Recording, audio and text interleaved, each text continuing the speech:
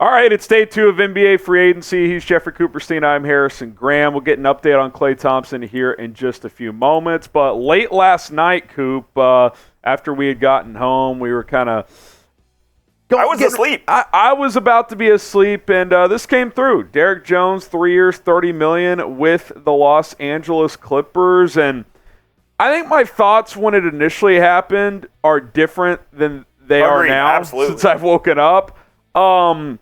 I guess my initial thought, or my first reaction was, this is just weird. It was like, okay, because when they signed Marshall, the thought was, well, this new agent thing, they don't want to wait this out. Like, what if he's more than the mid-level, and they end up losing him anyway?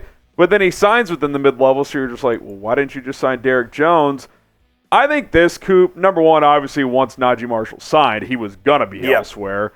But number two, I really want to know, and I'll be curious if we get this answer somehow, either directly from Nico or just through reporting or whatever, that maybe the Mavs just think Marshall's a better fit and he's ascending, whereas Derrick Jones, they feel like they got the most out of him. That's kind of what I'm wondering. That's kind of what I think as well. I feel like they think they absolutely maximized Derrick Jones's talents here in his 1 year with the Mavs, and it was a very good season.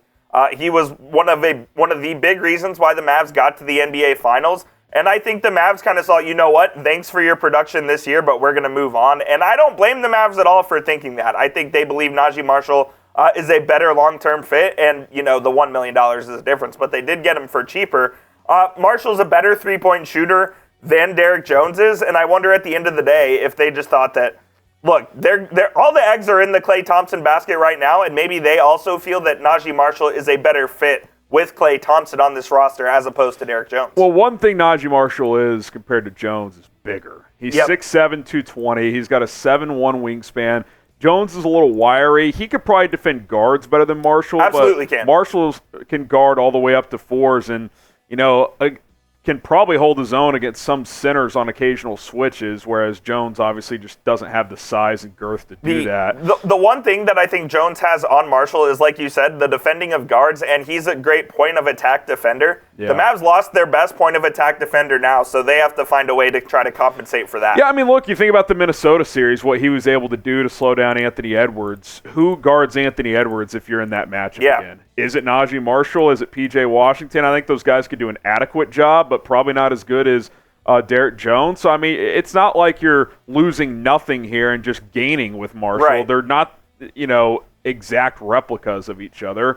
But if you do get Klay, Marshall can play some 4 for you if you need him to. Whereas Jones, you know, he did that occasionally, but he probably wasn't big enough to really do that consistently. So it almost feels like they're valuing size in a guy who they think is a better shooter in Naji Marshall. I think they probably look at it like this guy shot 39% last year, bit of an outlier compared to the rest of his career, but now he's going to play with Luka Doncic and Kyrie Irving, who are going to garner a lot of attention. And I want to add this as well, Coop, before we bid farewell to Derrick Jones. What did teams do a lot, especially as the playoffs went on? They trapped Luka and or Kyrie at half court, which would create 4-on-3s. Well, Naji Marshall's a better ball handler and can create a little bit. Jones, it's not like he can't dribble, but like, remember, like a lot of time he was just like wild drives. Wild takes to the rim, and it's like, dude, just kind of give the ball up there. Like maybe they think he can create better out of those situations. So my educated guess is yes, they would have liked Jones back, but I think they liked Marshall just as much, if not more. And they just felt like, hey, this deal at $9 million per year is a pretty good value for this guy. Absolutely. We're just going to take it and move on because it's not some massive difference either way. I think his ceiling is higher, to your point. No question. And I think Jones should be remembered very fondly for his year with the Mavericks. There's no ill will on either side, I think, towards this, and both just did what's best for the organization. One of the best one-year signings in Mavericks history, if not the best. So, you know, I love Derrick Jones, man. I'll always think highly of him. High character guy. Luka liked him a lot. He fit in well. You know, it's hard to say, but I feel pretty confident in saying they would not have made the finals without him. Agreed. Because I think his defense on Anthony Edwards in that conference finals was a big difference. I know that series only went 5 games, but the first 3 were very close. Yes, they were. It easily could have been 1-2, 2-1 instead of 3-0, and if it's that, who knows? That's probably a 6 or 7 game series. So get the 55s going for DJJ. Good to see him cash in on a nice little contract. He earned it.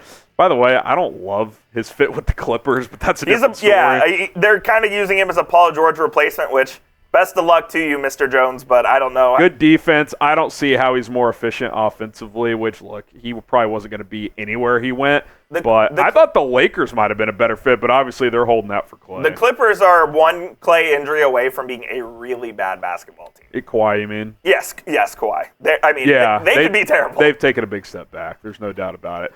Let's get to the latest on Klay Thompson as he's kind of the next big domino to fall, it feels like, in free agency. Obviously, DeMar DeRozan's out there too, but I don't think the Mavs would pivot there. But the Lakers might. There was a talk earlier today that the Lakers and LeBron might take less in order to fit DeMar DeRozan. Well, and I also think the Clippers in a sign and trade could go after DeMar. That could be a possibility as well. But anyway, let's get to the latest on Klay in a second. But, guys, you guys have been killing it. We're almost at 29,000 subs. We're 75 away. So hit that sub button. Let's get to 29,000 subs ASAP. Rocky here on this channel. Okay, latest on Klay.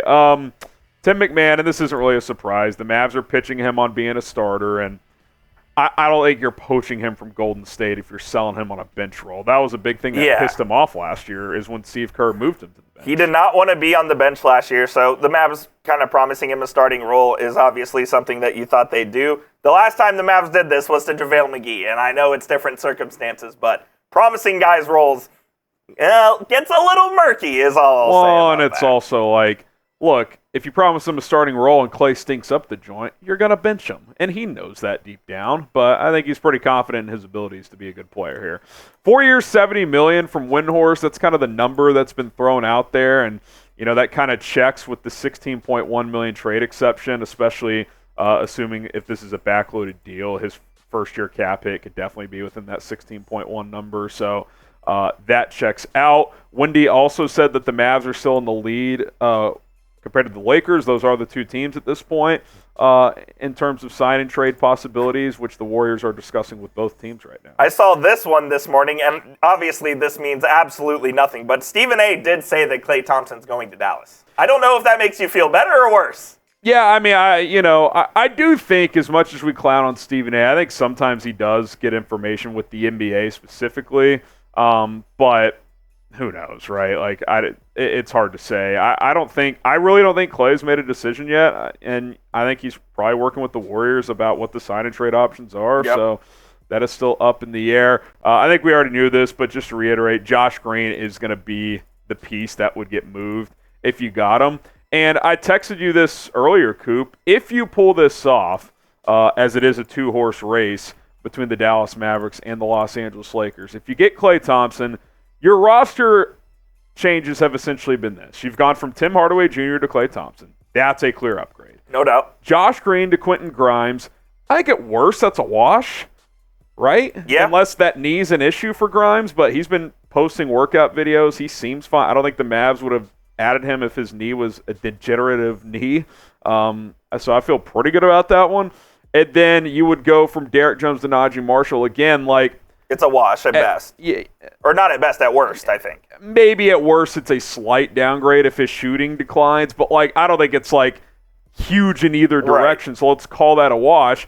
Even if the other two are a wash, say what you want about Klay, he is a clear upgrade over Tim Hardaway Jr. No question. That is not even a question. So you have gotten better just on this alone if you're able to get him, which begs the question, Coop, if you don't, then what happens? Because then you're kind of the same. I don't think you've gotten worse, but you haven't really gotten better either unless Quentin Grimes, takes a big step back to what he was 2 years ago, which maybe he will. We'll see. They'll have some contingency plans in place, I think. Do you look at a guy like Andrew Wiggins to try to go and trade for? I think there are some other guys that are available on the market. There's been the Jeremy Grant chatter, but it feels like Portland's kind of holding the high price there. So no question about it. There are apparently, quote-unquote, 4 teams in the race if you include the Sixers and the Clippers, but we all know that this is a Mavs-Lakers battle. let us know down in the comments who you think signs Klay Thompson. Will it be the Dallas Mavericks or will it be the Los Angeles Lakers? Type DAL for the Mavs, type LAL for the Lakers. One thing I do know is we need to get over this mental hurdle as a fan base. The Mavs just have to win a free agency battle. A free agency battle. I'll say this. If they win this one, and I already think they have turned a bit of a corner I agree. With Nico and the ability to convince guys and stuff. But like, this would be if they win this one in particular, I mean, Woj reported that LeBron called Klay the second free agency start. So, like, this would feel pretty significant to me. It would tell me that a notable free agent is saying, hey, I think that situation is better than the Lakers. Agreed. And I think that is true. I think it is true as well. I think it comes down to lifestyle for Klay if he chooses L.A. He's a West Coast guy. His dad played for the Lakers. He lives in the Bay Area. Moving to L.A. is not a big deal from where he currently lives. But I think the Mavericks are a better role. Yep. And I think it's a better chance to win a title because, look, the Lakers may have a 1 or 2 year chance here, and still – you're a LeBron or AD injury away from that falling apart, and let's be honest. No question. Both are injury prone at this point. So it would be nice, man. It would be nice to check this box, get Klay in here, especially for that contract number. I know 4 years is a lot, but I think you view it at this. If you get 2 good years out of the 4 and it's less than $20 million, well, that lines up with your current contracts right now anyway. So no doubt about it. Yeah, I would be in on this. We'll keep you guys up to date. If Klay leaves, we'll have a video on contingency plans. If Klay signs, we're probably going live on the channel. So stay tuned for all of that. We'll keep you guys up to date with anything the Mavericks do here in the early days of NBA free agency. All right, see you soon, guys.